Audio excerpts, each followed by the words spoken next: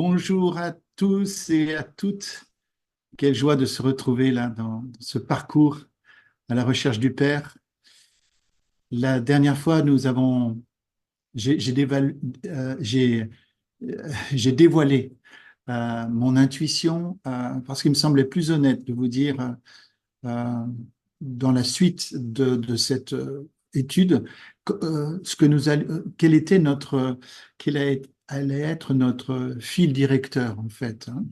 Euh, et donc, principalement, la voici, ce fil directeur, le voici, c'est que le cadet et l'aîné, dans cette parabole, sont présents pour offrir finalement un miroir de qui nous sommes. Euh, le danger de faire une lecture historique ou une lecture que littéraire, voilà, de Luc 15, c'est finalement de toiser un peu ces personnages et de les prendre de haut et de finalement bien passer, rester intact. Et nous lisons le texte et le texte ne nous lit plus. Ce que je vous propose, au contraire, c'est une lecture méditative de Luc 15 où nous essayons au contraire d'entrer dans les personnages et de voir comment les personnages finalement, qu'est-ce qu'ils reflètent, qu'est-ce qu'ils ont à nous dire de nous-mêmes et non pas seulement d'eux-mêmes. Et je crois que la fonction de ce cadet, de cet aîné, a une fonction vraiment importante, c'est de nous révéler à nous-mêmes, hein. Il est clair que ce parcours est là pour un parcours à la recherche du Père. Et je ne perds pas cet objectif de découvrir le Père. Mais alors que nous découvrons le Père, nous ne pouvons pas faire l'économie d'une découverte de qui nous sommes en même temps. Et nous allons voir dans quelques instants que ces deux connaissances, hein, connaissance de Dieu, connaissance de soi, sont inséparables, hein, inséparables.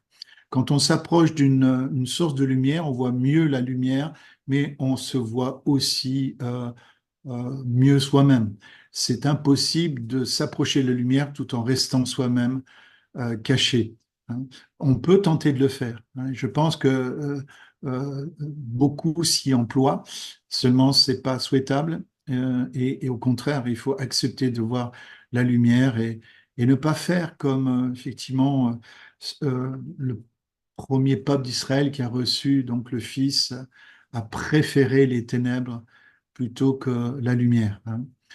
Parce que la lumière peut révéler des choses que nous n'aimons pas voir, nous ne voudrions pas voir. Cela dit, quand Jésus nous a fait une promesse, vous connaîtrez la vérité et la vérité vous rendra libre, il ne nous a pas promis que cette vérité serait une vérité agréable à entendre, hein. Certes, il y a des vérités qui sont des révélations extraordinaires et qui ont le pouvoir de nous changer profondément, clairement, mais il y a aussi des vérités que nous avons besoin de comprendre et qui vont, alors que nous voyons la bonté du Père, nous pousser vers une meilleure repentance. Et donc, toute meilleure repentance doit nous emmener dans une meilleure conformité à qui est le Seigneur. La conformité au Christ restant notre objectif suprême et ultime, et nous verrons pourquoi certainement aussi dans la suite. Je vous ai dit que après avoir dévoilé un petit peu de mon parcours, combien venant de l'anarchisme, venant d'une vie de rebelle loin de Dieu, donc du côté plutôt des publicains et des gens de mauvaise vie, je me suis retrouvé disciple et puis un jour, je me suis réveillé. euh, le Seigneur m'a réveillé finalement et je me suis retrouvé finalement dans la posture d'un scribe ou d'un pharisien finalement. Et, euh, et finalement, le Seigneur m'a conduit heureusement par sa grâce à m'enseigner beaucoup. Et toute ma vie, tous les événements de ma vie ont servi à me ramener justement aux pieds de Jésus et à faire de cette expérience d'un collier qui a montré ma véritable situation, eh bien, le, le- une base pour un enseignement.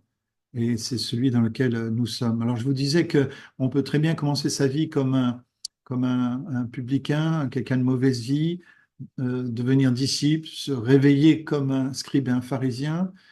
Tout d'un coup, le but étant, bien sûr, de revenir au pied de Jésus. Ça, c'est notre destination, hein, être au pied de Jésus et marcher aussi à sa suite.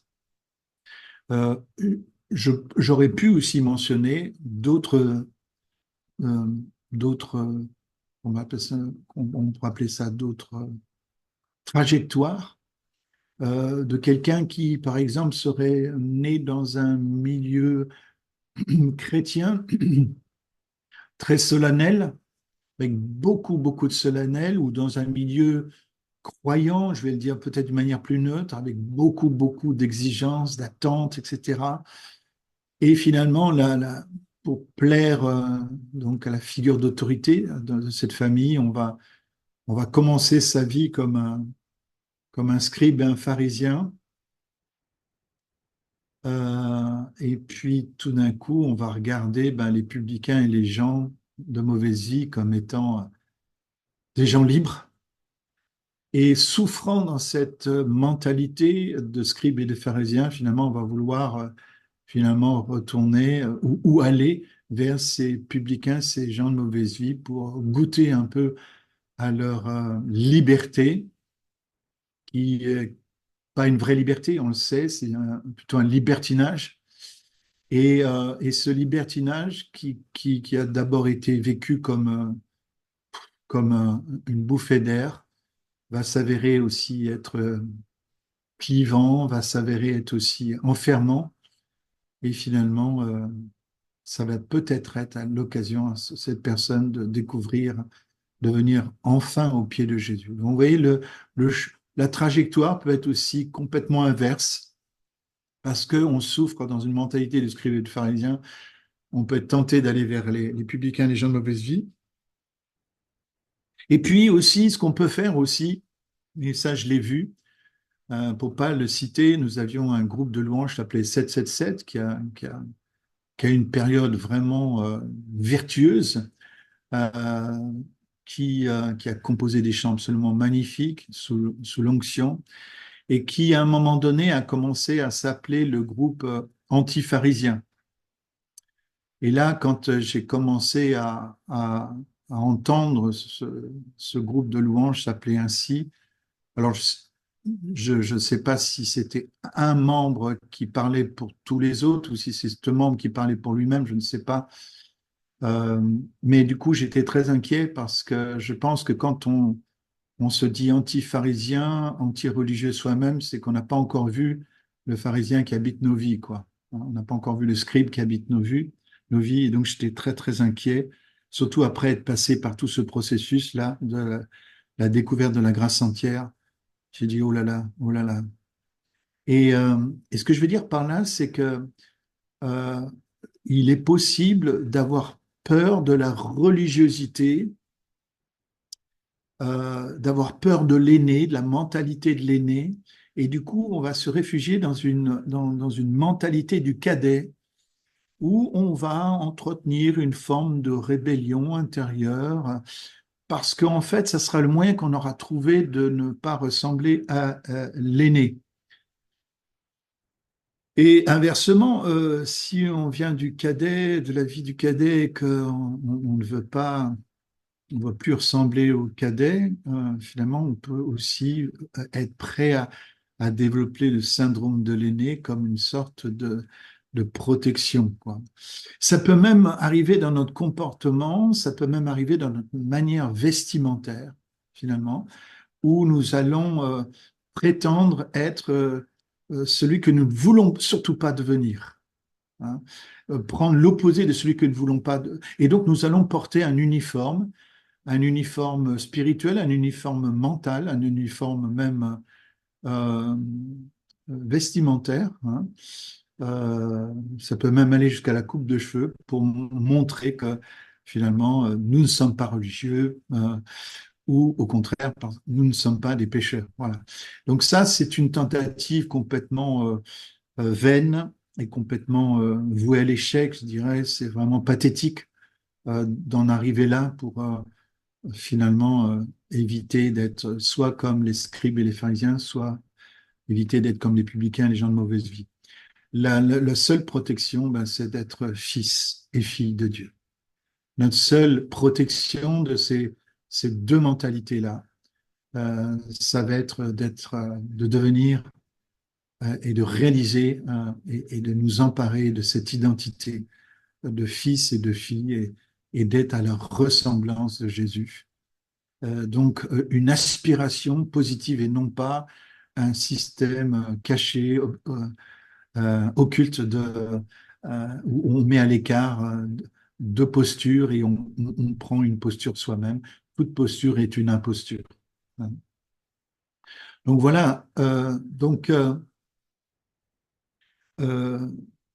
allant à la rencontre du Père, je l'ai dit, cette connaissance de soi et connaissance de Dieu, donc du Père, vont de pair, hein, vont ensemble. Autrement dit, si j'ai employé des grands mots, euh, et j'espère que je vous impressionne pas de manière inutile, il n'y a pas de théologie sans anthropologie. Hein. C'est ça, en fait, si on veut mettre les choses en concept, c'est ça. La théologie, donc, c'est l'étude de Dieu, de la Trinité, et l'anthropologie, hein, ça vient du mot anthropos, hein, l'homme, c'est l'étude de l'homme.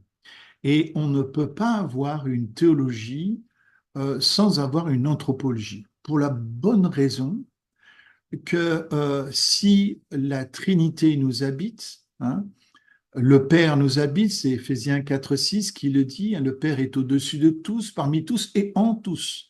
Donc si le Père est en nous, si Jésus en nous, l'espérance de la gloire, eh bien en nous, et si en plus nous sommes le temple du Saint-Esprit, vous comprenez que parler de la Trinité sans parler de nous, c'est de parler finalement de comment quelle image prendrait d'une famille sans parler de l'endroit où elle habite, hein, quelque part, où elle a choisi d'habiter. Or, là où une famille choisit d'habiter est souvent aussi révélateur de qui est cette famille, hein, ou alors ben, cette famille est en souffrance.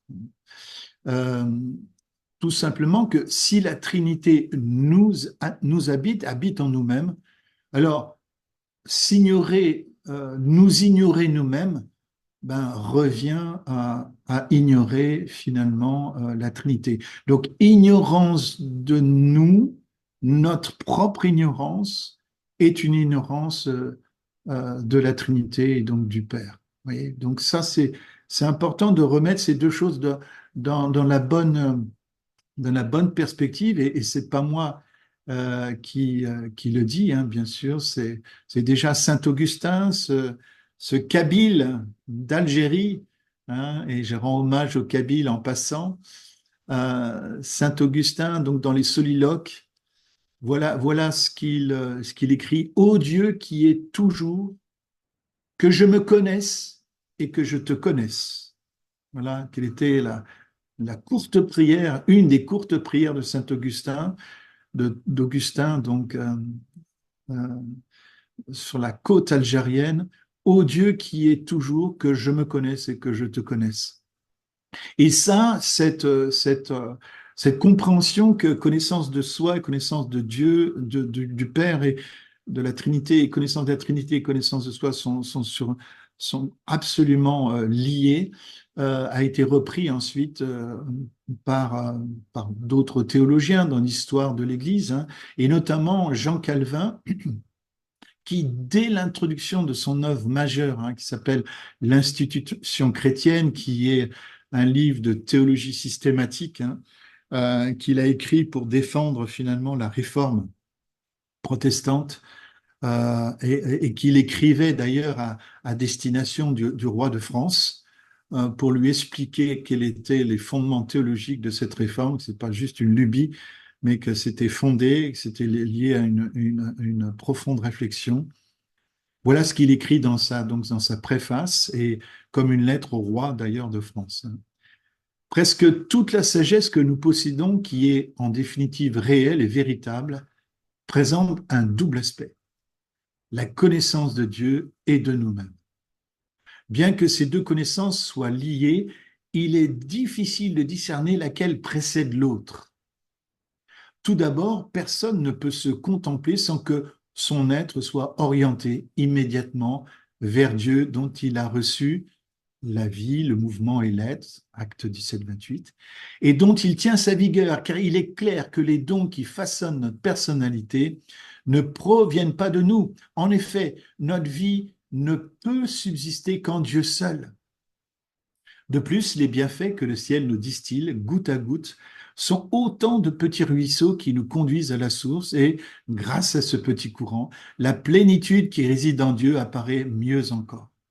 C'est ainsi que, d'une façon particulière, la ruine dans laquelle la révolte du premier homme nous a fait tomber nous contraint à lever les yeux en haut, non seulement pour désirer les biens qui manquent aux êtres affamés et démunis de tout que nous sommes, mais aussi pour être remplis de respect et ainsi apprendre la vraie humilité.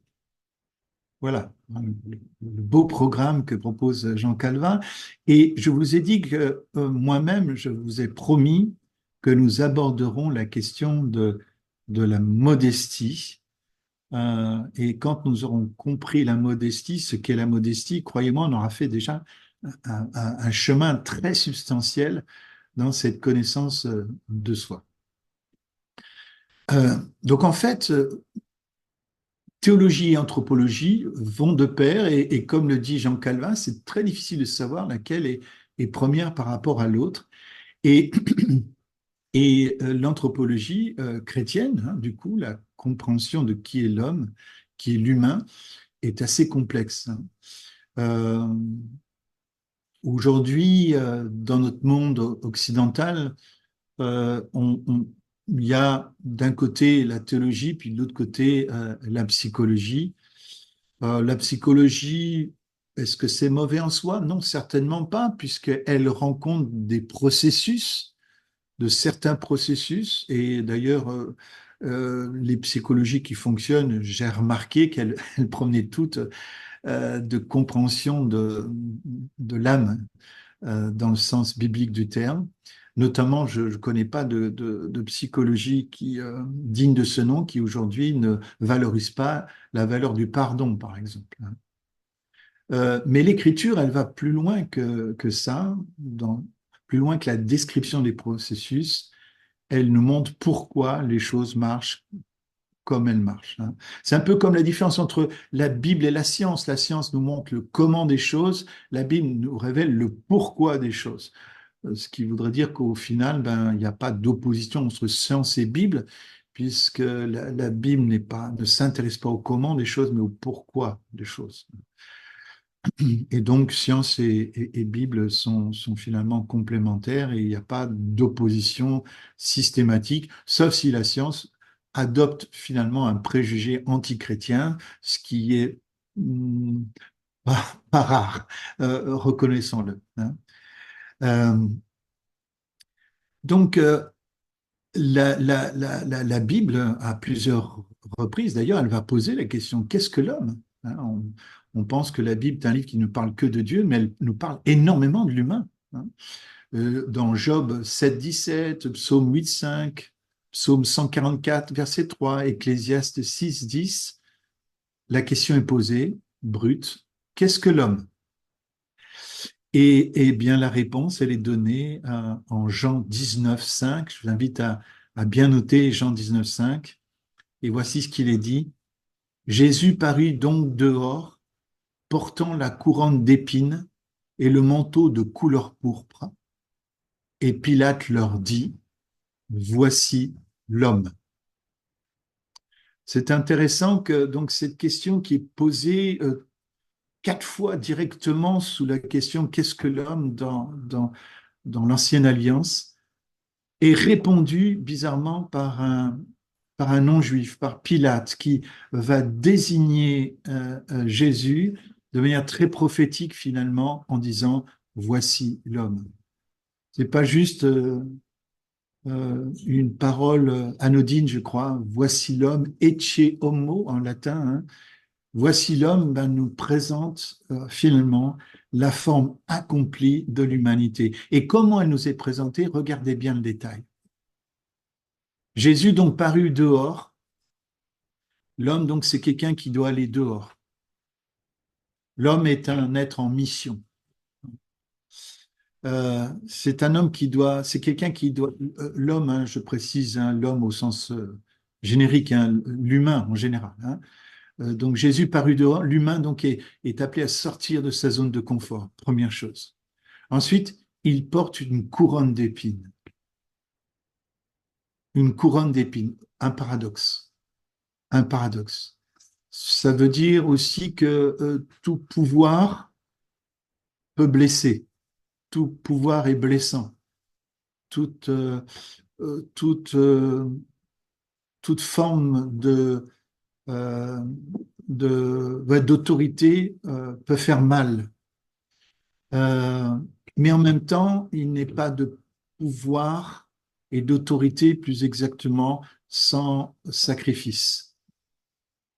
Et puis, et le manteau de couleur pourpre, clairement le manteau de couleur pourpre, ce même manteau de grande valeur que les soldats vont tirer au sort au pied de la croix parce que c'était une très belle tunique. Le pourpre, nous savons que c'est la couleur donc de la royauté, hein.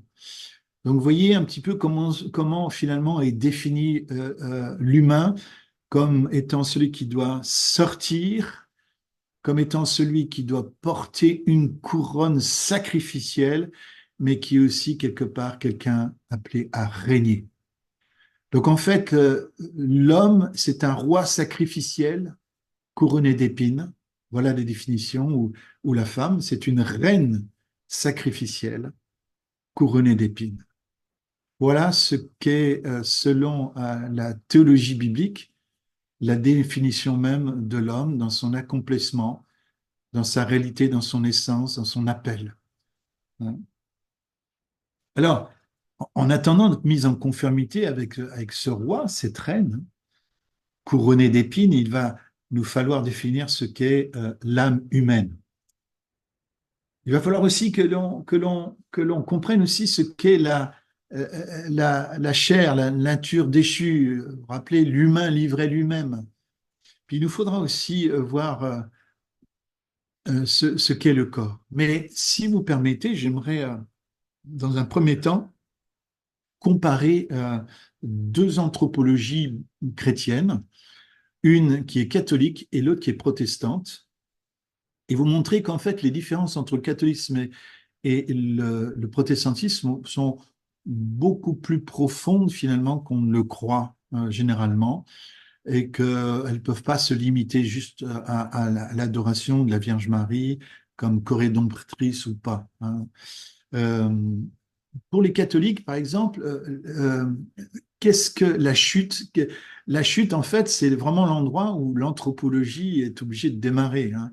Nous savons que l'humain est tombé et euh, la, la chute, donc, c'est cet endroit où il faut commencer à ramasser les morceaux, quoi, en gros, hein. Euh, pour les catholiques, donc la chute n'aurait pas détruit l'image de Dieu en l'homme, mais l'a blessé, obscurci.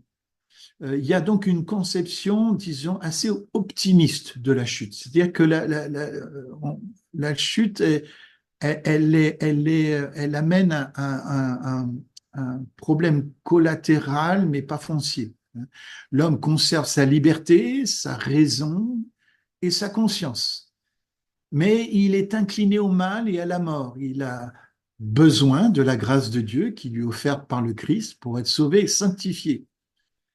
Et donc l'Église catholique est le lieu de la transmission de la grâce par les sacrements, la parole de Dieu et la tradition. Je vous rappelle que dans le catholicisme, la tradition a autant d'autorité que la parole de Dieu. Les catholiques croient à la possibilité du purgatoire, un état de purification après la mort, avant d'entrer dans la vision béatifique de Dieu. Vous voyez, la chute, en fait, elle est pas si vertigineuse que ça dans le catholicisme. On maintient une forme d'optimisme, comme quoi finalement l'homme, quand même par la grâce de Dieu, toujours par la grâce, hein, bien sûr, hein, la grâce est quand même bien prêchée, hein, eh bien l'homme peut s'amender et qu'au fond, bah, si la volonté de l'homme et même son intelligence n'est pas tant obscurcie que ça, eh bien finalement, il peut venir à Dieu et se convertir.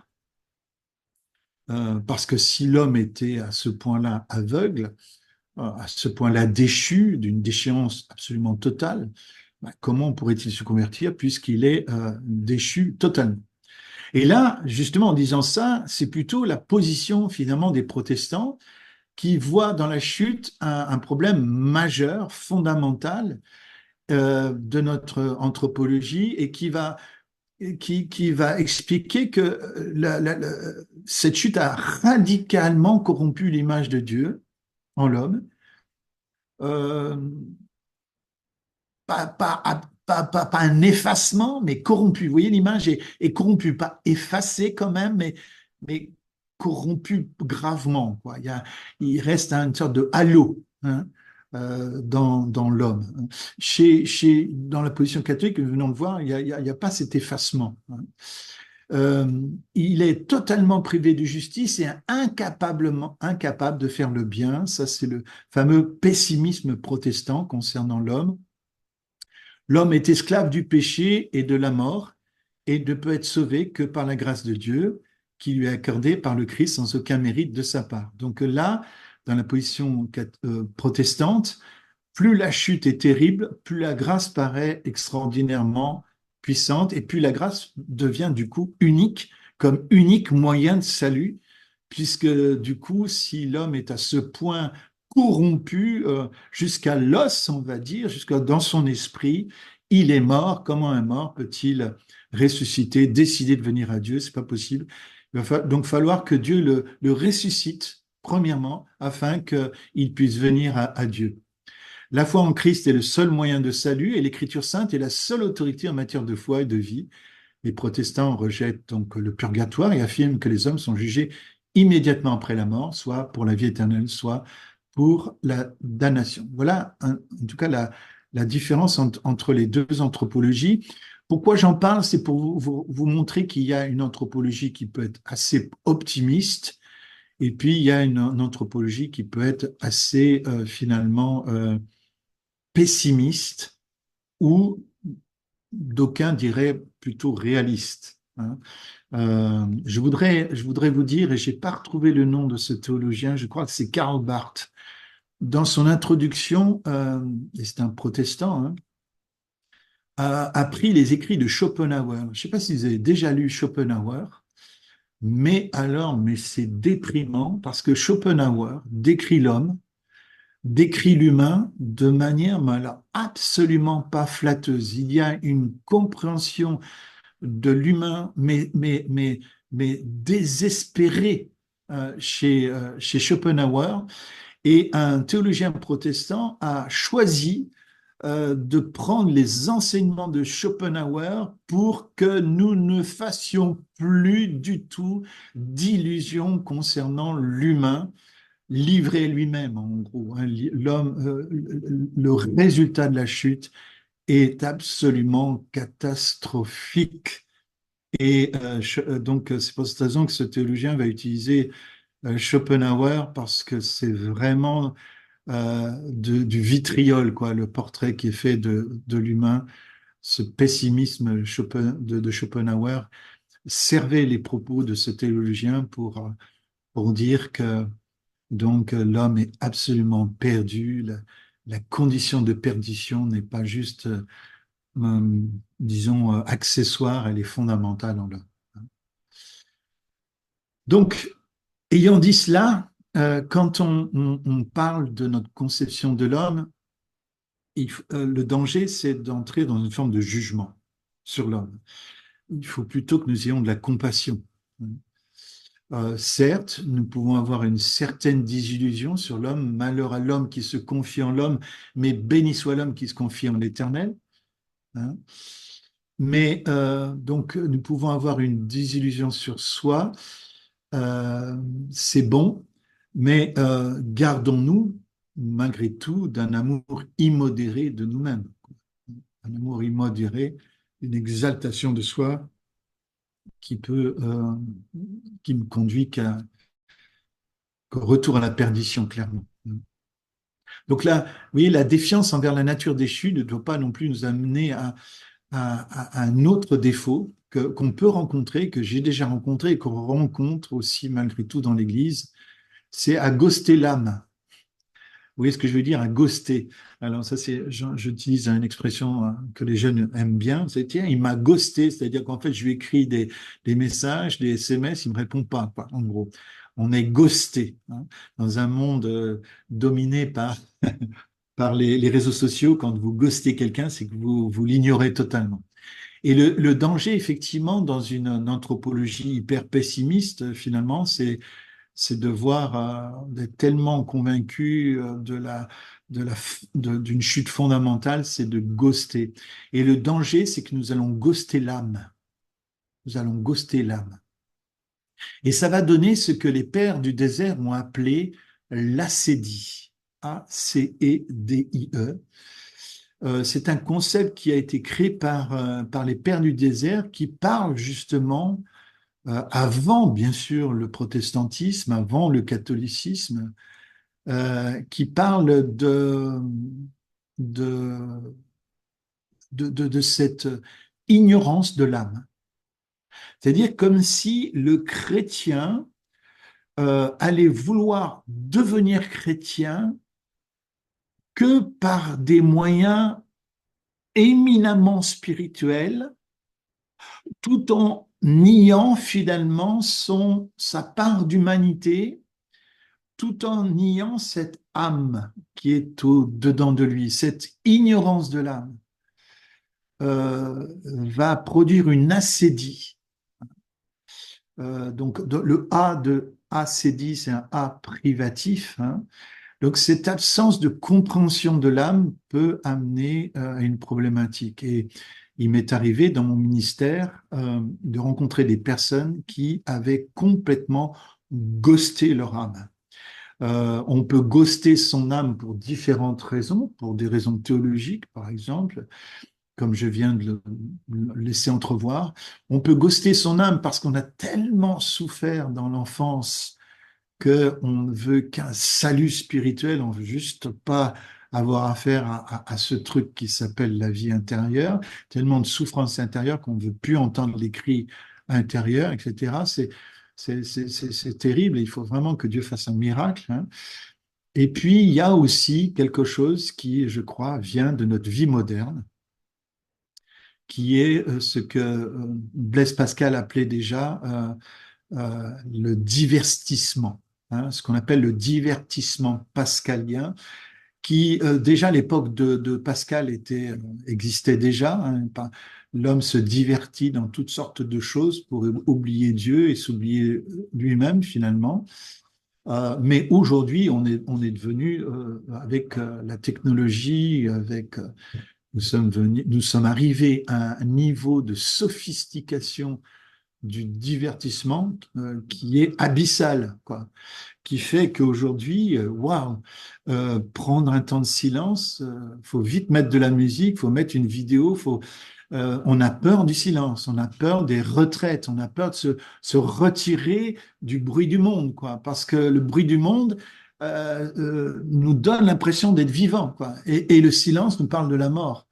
Aujourd'hui, le silence ne parle que de la mort, alors que dans toute la tradition des pères du désert, notamment, qui a commencé très très tôt, le silence est aussi l'endroit où je peux m'entendre euh, et entendre et entendre la voix de l'esprit aussi. C'est pour ça que Jésus aussi prenait des temps à l'écart et a été conduit par l'esprit dans le désert, hein. Puisse Dieu nous conduire par l'esprit aussi dans des temps de solitude pour mieux l'entendre et sortir des bruits du monde. Vous voyez le danger d'ignorer l'âme, c'est en ne se préoccupant que de l'esprit, et du coup, nier l'âme et le corps, euh, c'est ce que Pascal, justement, Blaise Pascal va appeler celui qui fait l'ange, fait la bête. Donc il y a celui qui veut faire l'ange, c'est-à-dire qui veut vivre sans corps, finalement sans âme, quelque part, va se retrouver à faire la bête.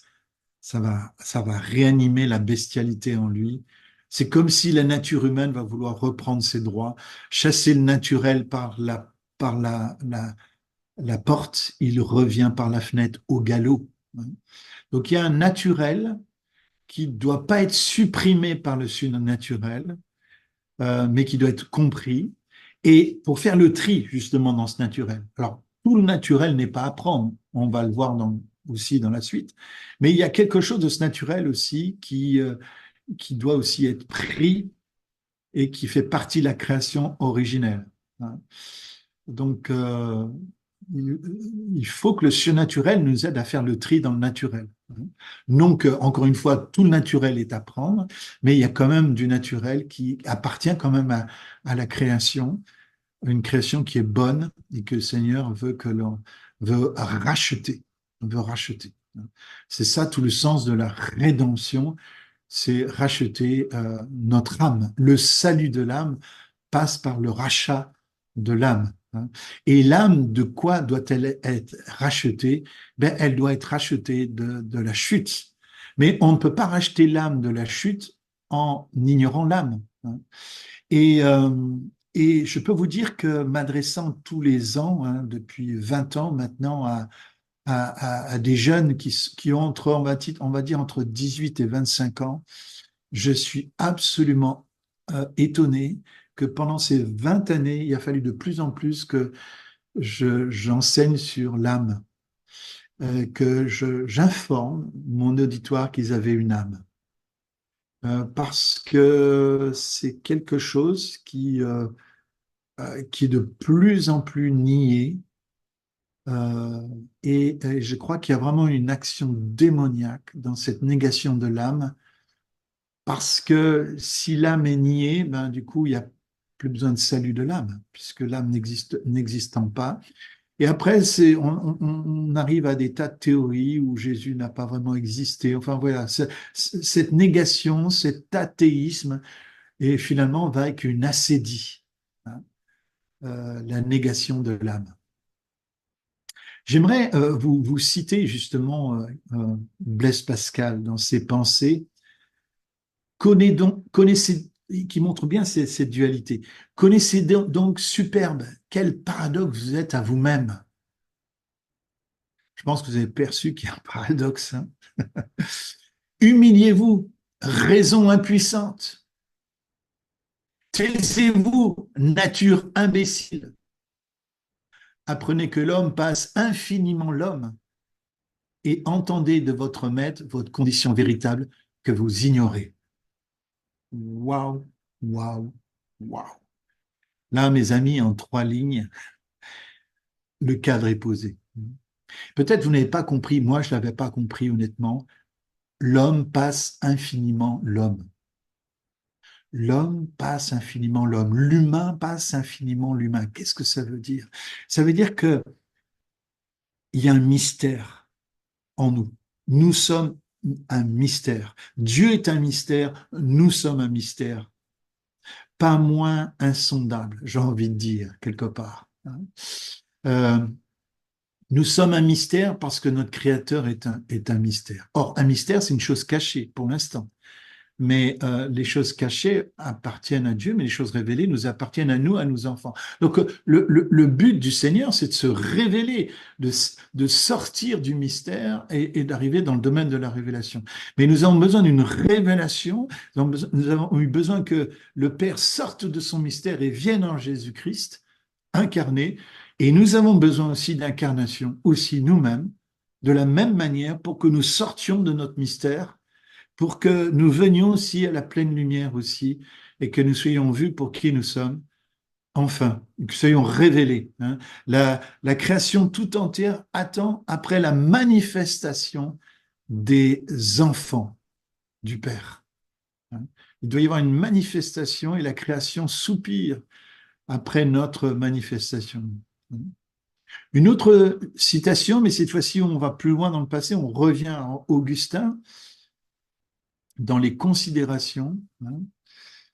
Commence par te considérer toi-même, bien plus, finis par là.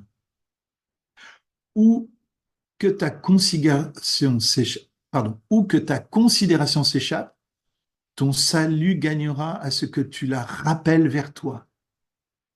Pour toi, tu es le premier, tu es le dernier.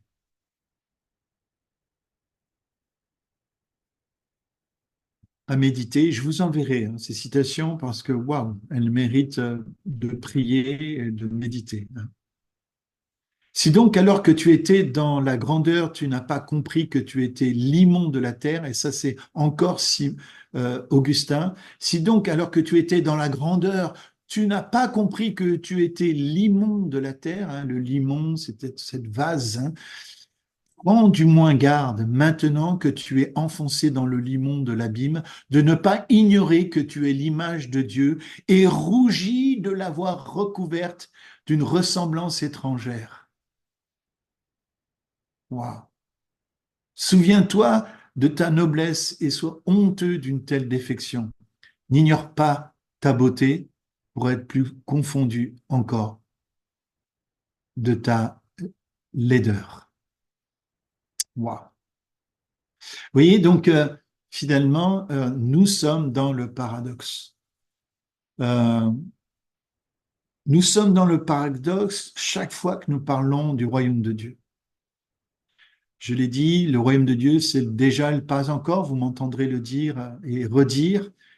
Les paraboles sont fondamentalement paradoxales parce qu'elles nous parlent de Dieu. La définition de la Trinité elle-même, il n'y a qu'un seul Yahweh, trois personnes et chaque personne est réellement Dieu. Cette définition en trois temps est elle-même aussi profondément paradoxale. Tout est paradoxe. Le premier sera le dernier sera le premier, etc. C'est en servant que vous devenez leader. Voilà, je vous laisse imaginer tous les paradoxes qui peuvent venir à votre mémoire et que l'on trouve truffés. Et là, qu'est-ce que nous découvrons? C'est que le paradoxe n'est pas le propre finalement du monde spirituel et du royaume de Dieu, mais parce que nous faisons partie de ce royaume, nous sommes aussi des êtres profondément paradoxaux. Et la chute en particulier nous a donné lieu à un paradoxe. Donc j'ai envie de dire oui, quand on écoute Augustin, quand on écoute Blaise Pascal, qu'est-ce qu'on constate? On constate un réalisme incroyable concernant l'humain. L'humain, il y a un pessimisme, effectivement. Il y a pas, il y a un pessimisme dans l'humain, mais il y a aussi un humanisme, mais qui vient pas de l'humain, qui vient du regard que Dieu continue de porter sur l'homme. Vous voyez, il y a cette dualité dans l'homme. Je le rappelle. Euh, euh, Maintenant que tu es enfoncé dans le limon de l'abîme, prends garde de ne pas ignorer que tu es l'image de Dieu et rougis de l'avoir recouverte d'une ressemblance étrangère. Oui, la ressemblance étrangère. Nous devrions rougir d'avoir voulu ressembler à quelque chose qui est étranger à la vraie image, à ce roi couronné d'épines ou cette reine couronnée d'épines. Pardon, Seigneur, d'avoir essayé de ressembler à autre chose que ce roi couronné d'épines ou que cette reine couronnée d'épines. Nous avons ignoré notre beauté, pardon, et combien de fois nous nous sommes confondus aussi avec notre laideur. Vous voyez, donc, il y a deux tentations qui nous attendent, d'être séduits par la beauté humaine, la beauté de la création, et en même temps séduits dans le fait que nous nous définissions que par la laideur. Vous voyez, nous sommes des êtres paradoxaux, il va falloir que nous maintenions ce paradoxe alors que nous allons plus loin, hein. Et les cadets et l'aîné vont nous aider, vont nous offrir des miroirs pour voir qui nous sommes. Donc, dans cette parabole, le cadet nous montre, le cadet, l'aîné, nous montre ce qui se joue à l'intérieur de nous-mêmes. Il reflète à la fois notre âme, mais également ce qui résulte lorsque notre âme perdue, pardon, se confie en la chair, ou dans l'humain livré lui-même, ou l'humain euh, qui est en son propre pouvoir. Voilà ce qui se passe lorsque l'humain se confie en lui-même, ben, il devient le cadet ou l'aîné pour recevoir ses réponses de vie. Hein, l'homme a des questions qui se posent. Eh bien, le cadet et l'aîné sont deux réponses possibles. 2 Corinthiens 5, 17, qui nous remontre la perspective dans laquelle nous allons. Si quelqu'un est en Christ, il est une nouvelle création. Une autre traduction dit, ainsi celui qui est uni au Christ appartient à une nouvelle création. Donc, nouvelle création. Nous sommes une nouvelle création en Christ. Les choses anciennes sont passées, voici toutes choses sont devenues nouvelles. Où ça? En nous-mêmes. En nous-mêmes et en particulier dans l'âme, puisque le corps attend encore, hein, sa résurrection. Nous sommes passés par une résurrection et nous sommes entrés dans une nouvelle identité qui est cachée dans le Christ, parce que nous sommes unis par lui. Et du coup, il y a un paradoxe qui reste quand même là, parce que cette nouvelle création, nous la vivons dans une ancienne création. Euh, Encore un autre paradoxe, hein. Si vous vouliez, écoutez, si vous vouliez pas de paradoxe, hein, il fallait pas choisir le christianisme. Il y a des religions beaucoup plus binaires, vous voyez, beaucoup plus moins nuancées. Choisissez une religion moins nuancée, hein. Mais si vous voulez faire l'économie du paradoxe, il fallait juste pas choisir Jésus, hein. Pleinement Dieu, pleinement homme. Bonne chance, hein. Voilà, donc nous vivons cette nouvelle création dans une ancienne création, quelque part, qui est constituée de notre corps, hein, qui appartient encore à l'ancienne création. Alors, l'ancienne création, on pourrait aussi, au niveau de l'âme, la décrire comme étant l'ego. Et puis, il y a la nouvelle création. Ben, comment on pourrait la définir, cette nouvelle création? C'est pas l'ego, hein, puisque l'ego était crucifié en Jésus. Comment on pourrait l'appeler la nouvelle création? Et là, je fais appel à vous afin que vous trouviez votre propre conception, celle qui vous parlera, hein, le plus à vous-même. On pourrait parler de la nouvelle création comme l'âme spirituelle. Oui. On pourrait parler de l'ancienne création comme, donc on l'a dit, l'ego, le vieil homme. Une sœur m'a écrit la vieille femme, bien sûr, hein, l'humain livré lui-même, hein, cette définition que propose Donald Cobb dans la version du Semeur, là, chaque fois qu'il y a le mot chair, hein, ou ce que certains aussi psychologues chrétiens ont appelé le faux moi, intéressant comme expression, le faux moi. Quelque part, le salut de l'âme consisterait finalement à être libéré du faux moi, de la fausse identité en fait.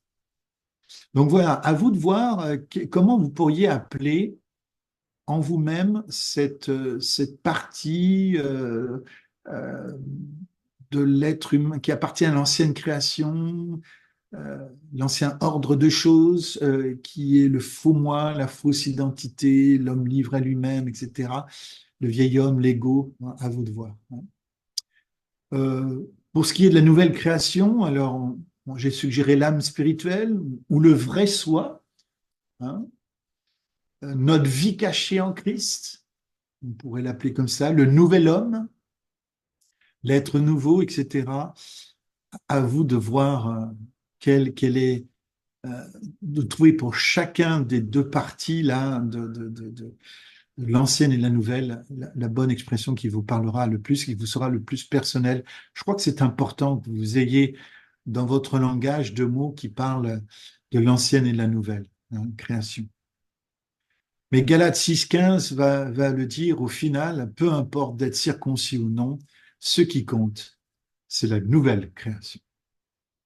C'est ce que Paul nous dit dans Galates.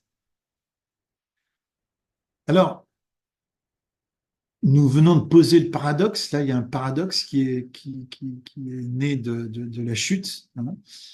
Et justement, entre la nouvelle et l'ancienne création, où est-ce qu'on situe l'âme? Comment la situer, l'âme, hein? Il y a l'humain dominé par la vie de l'esprit, on l'a dit, hein, le vrai soi, l'âme spirituelle, hein, l'expression que vous trouverez. Et puis il y a l'humain livré à lui-même, le faux moi, la chair. Le vrai soi, le nouvel homme est destiné à la vie, et à la vie éternelle, dès à présent, tandis que l'homme déchu est destiné, lui, à la mort de la croix. C'est pour cette raison que lorsque Jésus appelle un disciple, il l'appelle à porter sa croix tous les jours et à suivre Jésus. Et donc, il faut bien préciser que porter sa croix n'est pas un suicide de l'âme, mais c'est justement porter sa croix sur cette ancienne nature qui doit disparaître progressivement, qui doit être ramenée quotidiennement, puisque Jésus parle de tous les jours, hein. Euh, nous devons porter notre croix, porter la croix sur cette nature humaine déchue, pour pouvoir marcher non par la chair, par les dictates, la dictature de l'ancienne humanité, mais de marcher selon la nouvelle euh, humanité. Autrement dit, et c'est là où je pense que je ne suis pas catholique, dans le sens où je ne pense pas qu'une réforme du vieil homme soit possible. Euh, je ne pense pas, je ne partage pas un optimisme concernant ce vieil homme. On ne met pas du vin nouveau dans de vieilles outres. Et Jésus leur a dit aussi, dans les vieilles structurations, dans les vieilles structures, on ne met pas du vin nouveau.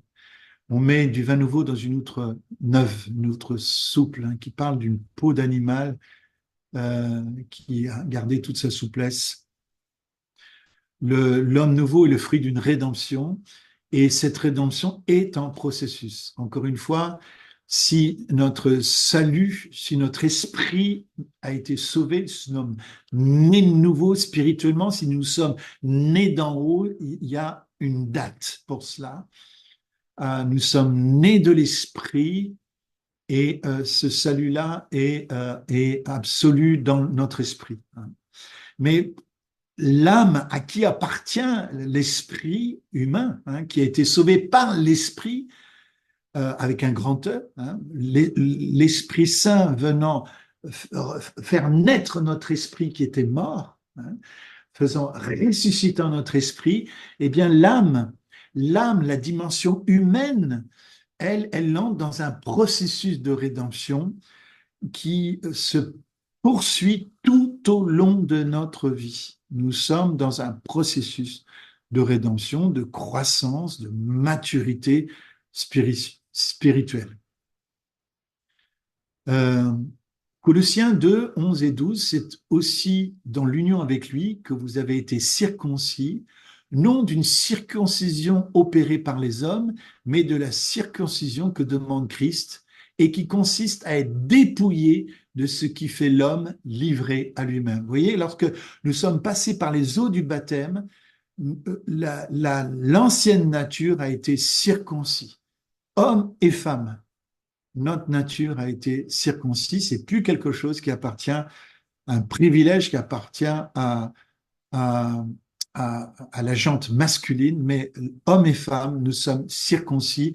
Le prépuce de notre cœur, hein, au sens le cœur enfermé dans un prépuce, va être enôté, va être libéré de cette faux moi pour que la vraie personnalité en Christ puisse se révéler.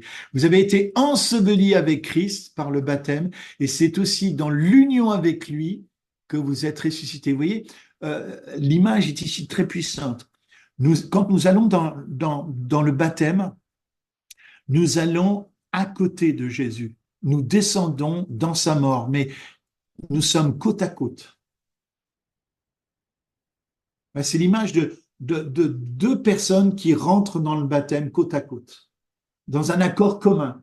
Elles rentrent dans l'eau du baptême, dans la mort du Christ. Et quand elles ressortent unies ensemble. Nous sommes unis au Christ. Le Christ en nous, nous en Christ, Christ en nous. Nous sommes unis au Christ. C'est en lui que nous sommes désormais. Il n'y a plus deux personnes, mais une seule personne. Ce n'est plus moi qui vis, c'est Christ qui vit en moi. Vous voyez, le paradoxe. Le moi n'existe plus, mais Christ vit en ma personne. Ouais. Donc c'est ainsi, dans l'union avec Christ, que vous êtes ressuscité avec lui par la foi en la puissance de Dieu qu'il a ressuscité d'entre les morts. Donc notre sortie de l'eau, en lui, c'est l'image par la foi prophétique de notre résurrection. Euh, euh, Réelle, en ce monde-là, nous sommes ressuscités déjà. La première résurrection a déjà eu lieu. La deuxième résurrection nous attend, une deuxième résurrection, et celle-ci, elle concerne notre corps. Donc, vous voyez, on peut, et je vais terminer par là, se poser la question, aujourd'hui, quand on parle de développement personnel, c'est ce que disait Manu la semaine dernière, quand on parle de développement personnel, euh, je crois qu'on peut être un petit peu, disons, méfiant hein, sur tous ces parcours de développement personnel parce que qu'est-ce qu'on essaye de développer? Est-ce qu'on essaye de développer le vieil homme ou est-ce qu'on essaye de développer l'être créé selon Dieu? Vous voyez, je trouve que le deal n'est pas clair hein, dans le développement personnel et voilà, méfiance. Hein. Et puis, il y a aussi un, un, Chesterton, qui est un apologète chrétien, hein. Chesterton, qui est un gars extraordinaire. Si vous trouvez des bouquins de lui, c'est un défenseur de la foi. C'est de l'acabit de C.S. Lewis, hein, Chesterton. Il dit, la psychanalyse aujourd'hui, qu'est-ce que c'est? Alors, Chesterton est décédé, hein, il appartient à la fin du 18e, début du 20e siècle, fin 19e, début 20e, pardon. Mais déjà, à l'époque, Chesterton, il se posait la question, est-ce que finalement la psychanalyse n'est pas une confession sans absolution, où on entend finalement l'humain parler, mais on ne lui propose pas de voie d'absolution, de pardon finalement. Donc c'est un confessionnal sans absolution. Voilà, donc nous allons nous arrêter là. Nous sommes en train de préparer, de jalonner le chemin. Et je vous remercie pour votre attention.